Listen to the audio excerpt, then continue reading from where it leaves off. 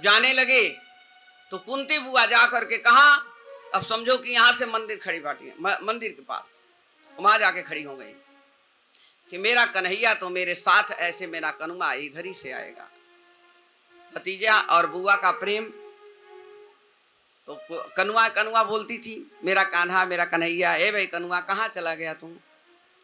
तो मेरा कनुआ यहीं आएगा और मुझे यहीं से चला जाएगा दर्शन देते हुए। वहां जाके रो रही हैं माता कुंती और कृष्ण भगवान उनको ढूंढ रहे हैं कि मेरी बुआ कहाँ चली गई। तो जा करके देखे हैं, चरण स्पर्श करते हैं, माता कुंती रो रही हैं, अश्रु गिर रहे हैं, नहीं बोल रही हैं कुछ, आंसू से कहते हैं बुआ मैं जा रहा हूं, सब कुछ तुम्हारा ठीक कर दिया, सब कुछ ठीक है, संपन्न हो गई आप, अब परदादी बनने वाली हैं, क्योंकि अभिमन्यु जी पेट में थे सुभद्रा के।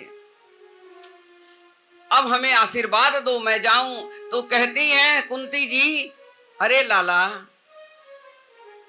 तुझे मैं क्या आशीर्वाद दूंगी, आशीर्वाद तो तुमको मुझे देना चाहिए, तुम साक्षात नारायण हो और मैं तुमको क्या आशीर्वाद दूंगी।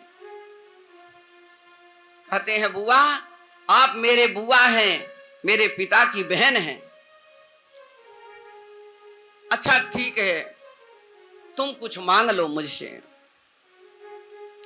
कुंती जी से भगवान कहते हैं आप ही कुछ वरदान मांग लो, जो चीज मांगना हो। तो कुंती कहती हैं कि देखिए कन्हैया मुझे कुछ नहीं चाहिए, मुझे दुनिया का जितना दुख है वो सारा दुख मुझे दे दे,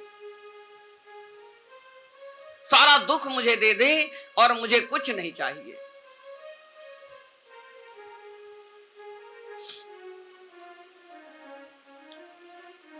भगवान सोचने लगे, अचंभा हो गए, इतना बड़ा, अरे बुआ आपने क्या मांग लिया? संसार का दुख। बोली देखिए संसार का दुख मिलेगा तो आप मुझे छोड़ के नहीं जाओगे, आज मुझे सुख मिला तो आप मुझे छोड़ करके जा रहे हैं, मुझे ऐसे सुख की जरूरत नहीं है।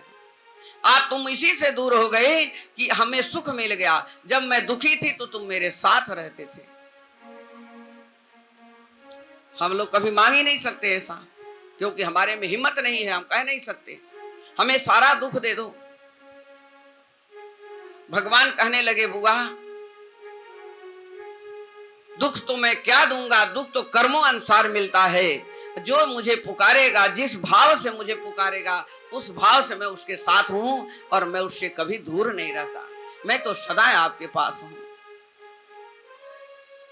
भगवान यही कह करके और चरण स्पर्श करते हैं, बुआ सिर पे हाथ रखती हैं और हाथ जोड़ करके रोती हैं। जहां तक भगवान जाते हैं वहां तक देखती रहती हैं, अश्रु गिरता रहता।